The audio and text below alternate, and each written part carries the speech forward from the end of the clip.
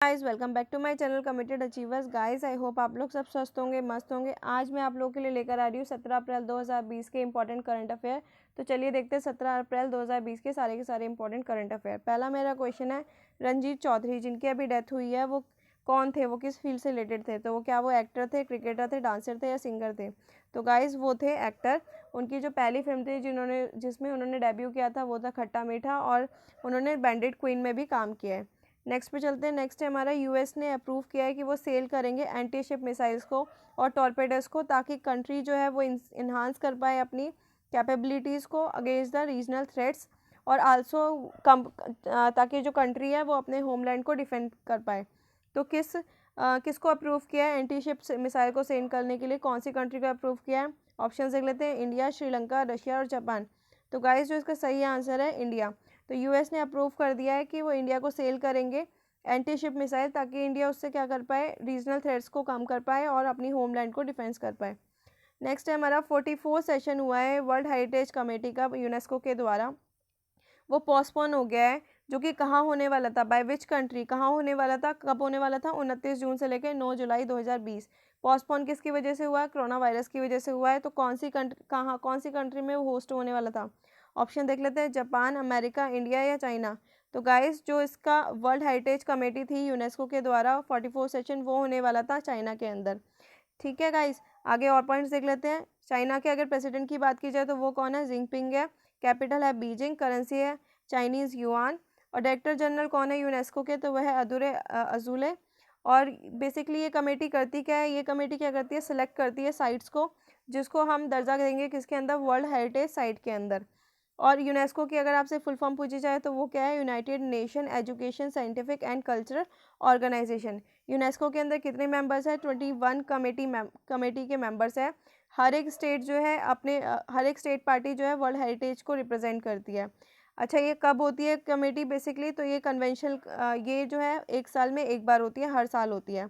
अगर बात की जाए सबसे ज़्यादा वर्ल्ड हेरिटेज साइट कहाँ पर है? तो इटली और चाइना में जो है सबसे ज़्यादा यूनेस्को की वर्ल्ड हेरिटेज साइट जो है रजिस्टर्ड है। नेक्स्ट पे चलते हैं। नेक्स्ट है हमारा, निर्मला सीतारमन ने अटेंड किया है G20 सम्मेलन एज अ फाइनेंस मिनिस्टर, क्योंकि हमारी फाइनेंस मिनिस्टर है। और किसके साथ किया है? ये किया है सेंट्रल बैंक के गवर्नर के साथ। तो इस मीटिंग से रिलेटेड कौन सी स्टेटमेंट जो है वो करेक्ट है? ऑप्शन देख लेते हैं। The meeting was held under the presidency of Saudi Arabia की प्रेसिडेंसी में हुई थी ये मीटिंग। सेकेंड है, इसका ऑब्जेक्टिव था कि जो भी इकोनॉमिक इम्पैक्ट पड़ रहा है कोविड-19 की वजह से, उसका कोई सॉल्यूशन ढूंढना। तो इसकी स्टेटमेंट कौन सी वाली सही है? तो ऑप्शन है इसका बोथ आर करेक्ट, मतलब ए और बी दोनों करेक्ट है, या नन ऑफ द अबव है, इसमें से कोई भी नहीं है। तो गाइस जो इसका सही आंसर है वो है बोथ आर करेक्ट, कि दोनों की दोनों जो है करेक्ट है। नेक्स्ट, और इसके इंपॉर्टेंट बात देख लेते हैं कि G20 की फुल फॉर्म क्या है। G20 की फुल फॉर्म है ग्रुप ऑफ 20। बेसिकली ये क्या है, 20 कंट्रीज़ का एक कॉपरेशन है। इसमें क्या करती हैं, both developed country as well as developing country, जो डेवलप हो चुकी है और जो डेवलप कर रही है, दोनों के दोनों मिलते हैं आपस में, जो भी इश्यूज़ हैं उनको रिजॉल्व करते हैं, ताकि ट्रेड जो है वो स्मूथ हो। इंटरनेशनल इकोनॉमिक कॉपरेशन करते हैं। ठीक है, और क्या है इसमें, कौन कौन सी बेसिकली कंट्री शामिल है? तो इसमें Argentina, Australia, Brazil, Canada, China, France, Germany, India, Indonesia, Italy, Japan, Mexico, Russia, Saudi Arabia, south Africa, Republic of Korea, Turkey, United kingdom and United state and European union. ये सारी की सारी जो है कंट्री है इसमें शामिल है। चेयरमैन की बात की जाए सऊदी अरेबिया के, तो वो कौन है? वो है किंग सलमान बिन अब्दुलजीज़ अल सऊद। और फॉर्मेशन कब हुआ था इसका G20 का? तो हुआ था 1999 में, अराउंड 20 साल पहले बनी थी ये। नेक्स्ट है हमारा, किस कंपनी ने जीता है एडिसन अवार्ड? एडिसन अवार्ड किस लिए दिया जाता है? कि उन्होंने क्या किया है, सोशल इनोवेशन कैंपेन किया है। वो कौन सा सोशल इनोवेशन कैंपेन किया है? तो वो है hashtag switch off to switch on, switch off से लेकर स्विच ऑफ तक। तो किस कंपनी को मिला है वो? ऑप्शंस देख लेते हैं। ऑप्शंस है हमारे पास, ऑप्शन है टाटा पावर, रिलायंस, एप्पल या गूगल। तो गाइस जो इसका सही आंसर है वो है टाटा पावर। टाटा पावर को क्या मिला है? एडिसन अवार्ड मिला है, जो कि कब दिया जाता है? जब कोई इनोवेटिव काम किया जाता है सोशल के अकॉर्डिंग।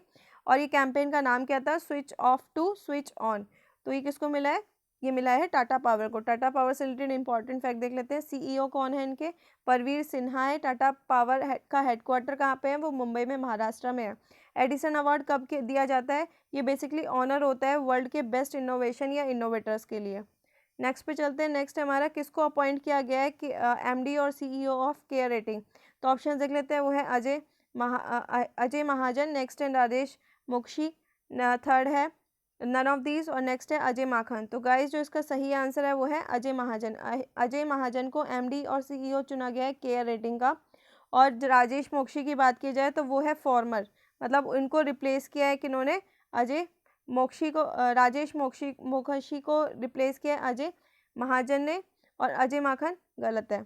तो बेसिकली है क्या केयर रेटिंग? केयर रेटिंग क्या है? एक बेसिकली रेटिंग कंपनी है जो क्या करती है, जब भी आप लोन लेने जाते हैं तो सबसे पहले बैंक क्या करता है, आपका सिबिल चेक करता है। तो वो सिबिल कौन देता है?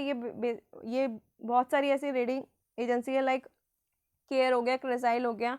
पहले क्या करती है बैंक, आपका सिविल स्कोर चेक करती है। और सिविल स्कोर क्या होता है कि अभी कहीं आपने लोन में कोई डिफ़ॉल्ट तो नहीं किया, मान लो आपका कोई कार लोन चल रहा था या होम लोन चल रहा था, तो कहीं आप डिफ़ॉल्टर तो नहीं हो, आपने पेमेंट आप ढंग से करते हो नहीं करते हो, आपका सिबिल मतलब वो लोग चेक करते हैं कि सही है या नहीं, उसके बाद आपको कोई लोन देते हैं। तो वो सिबिल कौन सी कंपनी बनाती है? तो यही बनाती है, केयर बनाती है, क्रिसाइल बनाती है, वैसी बहुत सी कंपनियाँ हैं। तो पूछ रहे हैं केयर का फाउंडेशन कब हुआ था? ये बेसिकली हुआ था 1993 के अंदर, और केयर का हेडक्वार्टर कहाँ पर है? वो मुंबई महाराष्ट्र के अंदर है। नेक्स्ट पे चलते हैं, किसको एमडी और सीईओ चुना गया? किसका? पेटीएम जनरल इंश्योरेंस लिमिटेड का। पेटीएम का नहीं बोला है, इसमें बोला है पेटीएम जनरल इंश्योरेंस का। ऑप्शंस देख लेते हैं, विनीत अरोड़ा, विजय शेखर शर्मा, सतीश कुमार शर्मा, और नन ऑफ दीज। तो इसका जो सही आंसर है वो है विनीत अरोड़ा। विनीत अरोड़ा का क्या चुना गया है? उनको चुना गया है पेटीएम जनरल इंश्योरेंस के एमडी और सीईओ। जबकि बात की जाए एमडी और सीईओ ऑफ पेमेंट बैंक के कौन है, तो वो है सतीश कुमार गुप्ता। तो सतीश कुमार गुप्ता तो क्या थे? एमडी और सीईओ ऑफ पेटीएम बैंक के। और फाउंडर कौन है? वो है विजय शेखर शर्मा। और पेटीएम का जो हेडक्वार्टर है वो कहाँ पर है? वो नोएडा में है, उत्तर प्रदेश के अंदर। और फाउंड कब हुआ था? ये हुआ था 2010 के अंदर। अब इसमें पूछा गया है किस बैंक ने वेव ऑफ कर दिया है कि हम कोई सर्विस चार्जेस नहीं लेंगे अगर आप जैसे कुछ फिक्स ट्रांजेक्शन्स होती है कि इतने ट्रांजेक्शन करोगे तो उसके बाद पैसे कटेंगे।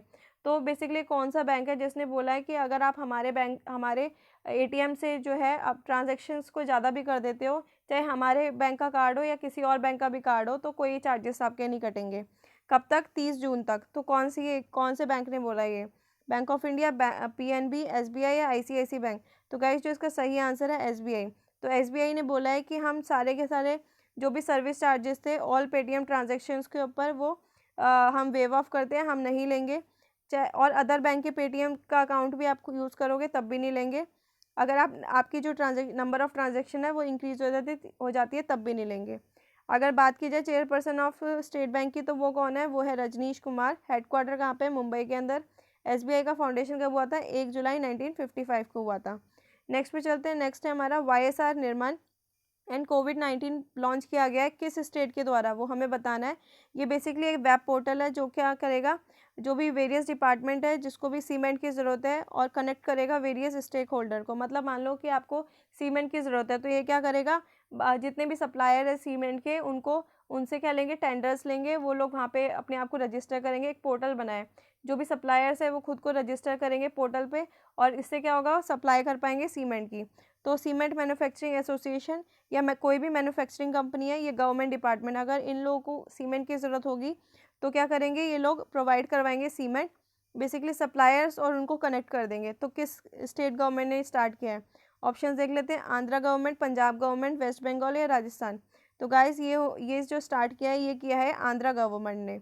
तो आंध्र प्रदेश के बारे में कुछ इंपॉर्टेंट फैक्ट देख लेते हैं। गवर्नर कौन है आंध्र प्रदेश के? तो वो है बिस्वा भूषण हरिचंदन। कैपिटल क्या है आंध्र प्रदेश की? तो वो है अमरावती। चीफ मिनिस्टर कौन है? तो वो है वाई.एस. जगनमोहन रेड्डी। और देख लेते हैं आंध्र प्रदेश जो है किस किस से अपनी बाउंड्री शेयर करता है। तो आंध्र प्रदेश ये रहा। आंध्र प्रदेश जो है वो उड़ीसा, छत्तीसगढ़, तेलंगाना, कर्नाटका और तमिलनाडु, इनसे अपनी बाउंड्री शेयर करते हैं आंध्र प्रदेश। नेक्स्ट पे चलते हैं। नेक्स्ट है हमारा आंध्र प्रदेश से रिलेटेड और इम्पोर्टेंट फैक्ट देख लेते हैं। आंध्र प्रदेश की जो लैंग्वेज है वो क्या है? तेलुगु। सॉन्ग क्या है? माँ तेलुगु। और डांस क्या है? कुचिपुड़ी। और मैमल कौन सा है? Black buck. और बर्ड है रोज रिंग्ड पैराकिट। फ्लावर क्या है? जैस्मीन। और जो वहाँ का ट्री है वो है नीम। आगे नेक्स्ट क्वेश्चन पे चलते हैं। नेक्स्ट है हमारा एक इंटीग्रेटेड जियो पार्शियल प्लेटफॉर्म तैयार गया है जिसका नाम है क्या? सहयोग एक पोर्टल है। वो इन सब में से कौन सी स्टेटमेंट जो है रॉन्ग है? उस पोर्टल से रिलेटेड, ये सारे के सारे फैक्ट जो है उस पोर्टल के ऊपर है, तो इसमें हमें पता लगेगा कि कौन सी स्टेटमेंट रॉन्ग है, हमें ये बताना है। तो सहयोग पोर्टल जो है वो department of science and technology के द्वारा चलाया गया है। नेक्स्ट इसका फैक्ट है कि ये क्या करेगा, ये सपोर्ट करेगा एरिया स्पेसिफिक स्ट्रेटेजी को। मतलब बेसिकली इसका क्या है, ये क्या करेगा, ये बताएगा कि इस एरिया में एक भी केस नहीं है कोरोना का, तो वो उस एरिया को थोड़ी सी ढील दी जाएगी कि आप शॉप्स ओपन कर सकते हैं, आपके ऊपर धीरे धीरे करके लॉकडाउन ओपन होगा। तो बेसिकली ये इंटीग्रेट करेगा कि रिकवरी फेज़ को। तो support the area specific strategy, ये क्या करेगा, एरिया स्पेसिफिक स्ट्रेटेजी देगा ताकि हैंडल कर पाए social economic impact on the recovery phase, कि सोशल इकोनॉमिक जो भी इम्पैक्ट हो रहा है रिकवरी फेज़ के ऊपर उसकी जानकारी देगा। नेक्स्ट है ये कॉम्प्लीमेंट करेगा आरोग्य सेतु मोबाइल एप्लीकेशन को भी।